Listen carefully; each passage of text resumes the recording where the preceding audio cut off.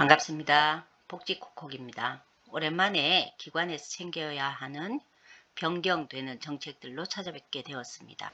이번 영상은 보건복지부에서 발표한 노인보건복지 사업을 전년도와 비교하여 신설되거나 미흡한 내용들을 위주로 만들었습니다. 모쪼록 어려운 운영에 도움이 되시길 바랍니다.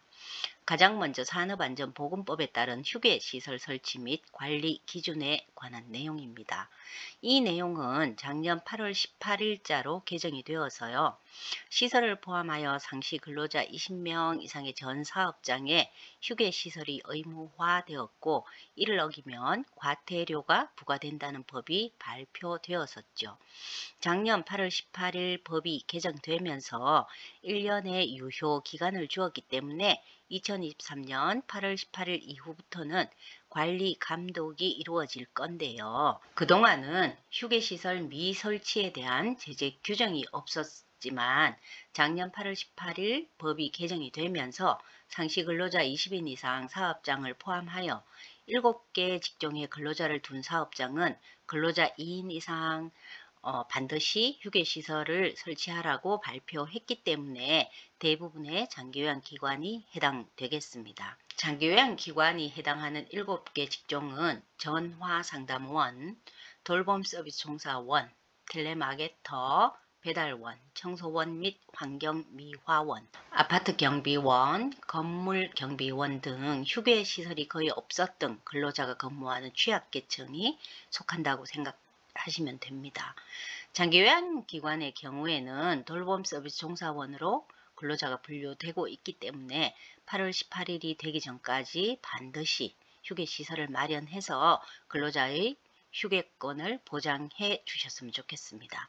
만약에 휴게시설을 설치하지 않으면 1,500만 원 이하의 과태료가 부과가 되는데요.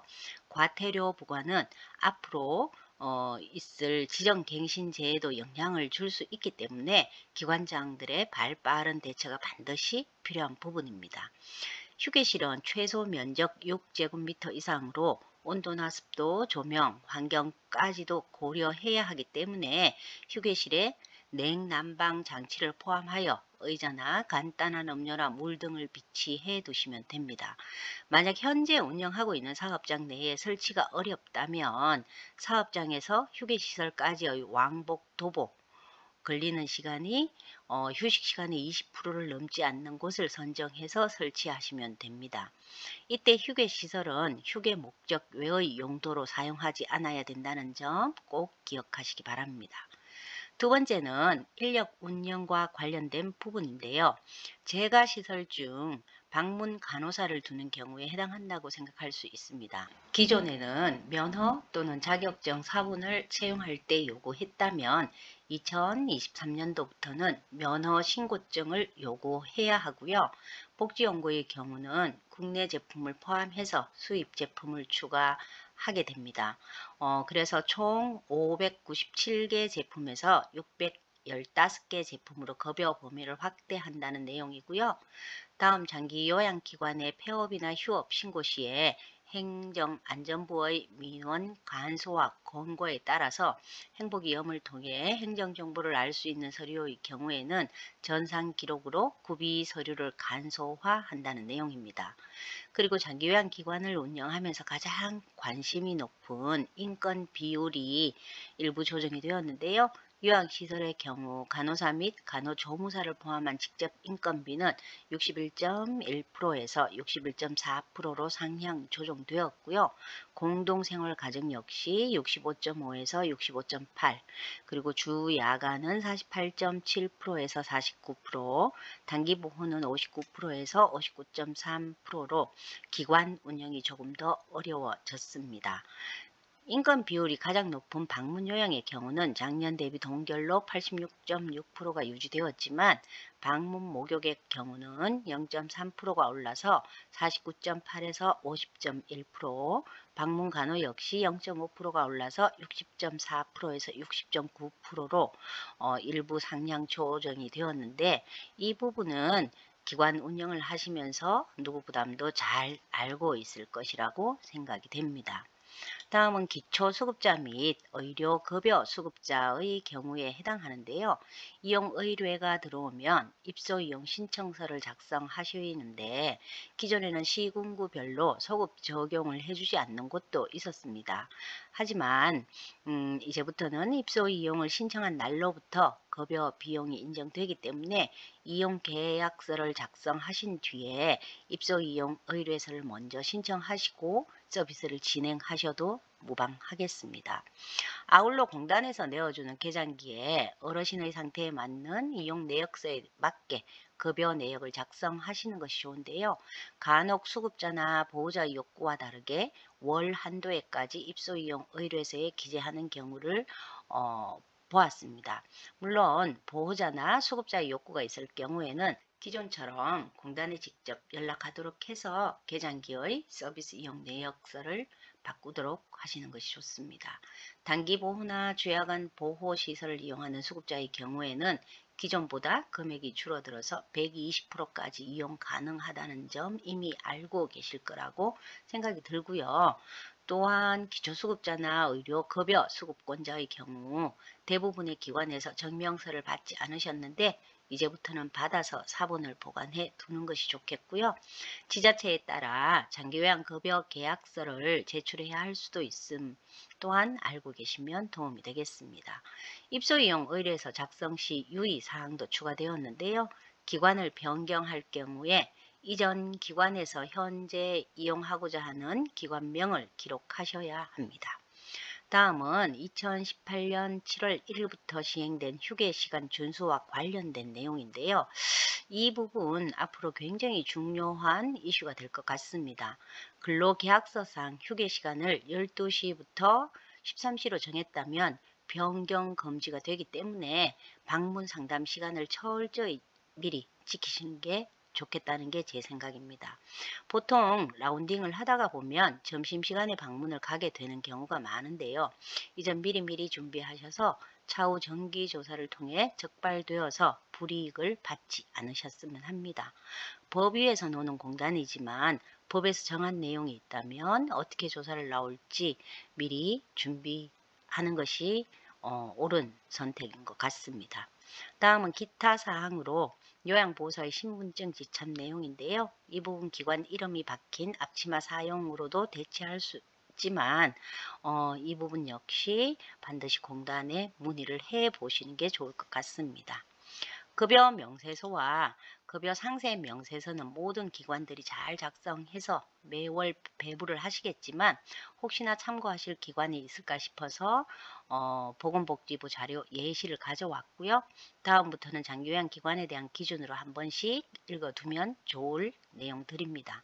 장기요양법 제37조 제1항 제1호는 거짓이나 그 밖의 부정한 방법으로 지정받은 경우로 예전에는 간혹 있었지만 현재는 거의 없는 것 같고요. 두 번째는 휴업이나 폐업을 하고도 급여 외 행위를 제공하는 경우를 말합니다.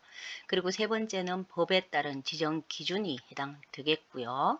네 번째는 미성년자나 피성년 후견인 또는 피한정 후견인 및 정신질환자, 마약 중독자, 파산 선고 후 복권되지 않은 사람, 금고 이상의 실형 선고를 받고 종료되거나 면제된 날로부터 5년이 경과되지 아니한 사람 등 대표자의 결격 사유와 관련이 되는 내용이겠습니다. 다섯 번째는 수급자로부터 장기요양 급여 신청을 받았을 때 정당한 사유 없이 거절한 경우가 될 수 있으므로 폭력적이거나 배회가 있는 치매 어르신이라고 하더라도 거부를 할 수 없음을 기억해 두시고요.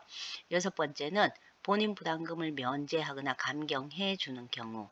일곱 번째는 본인 부담금을 면제하거나 감경해 주면서 수급자를 유인, 알선하는 경우에 해당하는데 현재도 일부 기관에서 실시하고 있는 것으로 공단에서는 파악하고 있다고 들었기 때문에 유의하셔야겠습니다.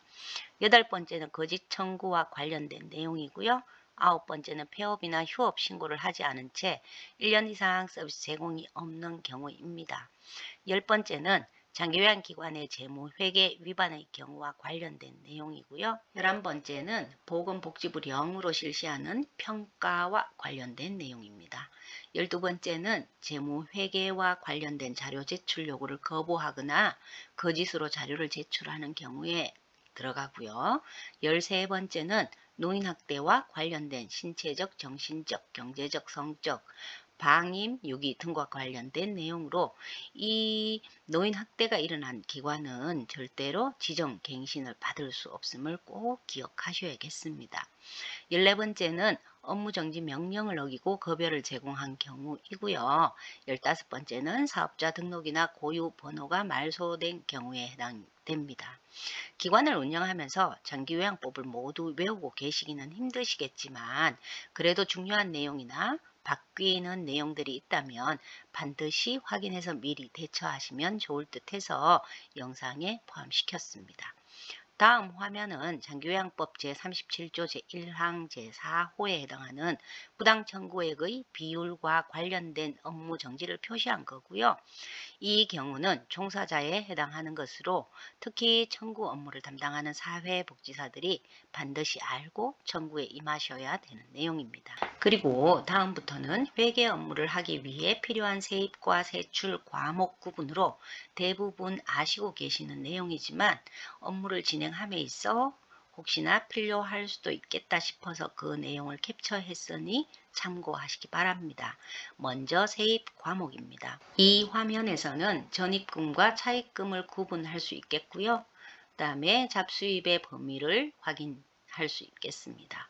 이제부터는 세출과 관련된 과목으로 인건비와 업무 추진비의 내용이고요. 나중에 또 설명을 드리겠지만 여기서는 특히 차량비를 신경 쓰셔야 하고요. 기타 운영비의 내용도 확인이 가능합니다. 직원들의 앞치마 구입은 기타 운영비로 책정하시면 되겠습니다. 운영비 중 생계비로 월동용 김장비가 포함되고요. 특별회계로 관리해야 하는 운영 충당 적립금과 시설환경 개선 준비금 지출 내용이 포함되어 있네요.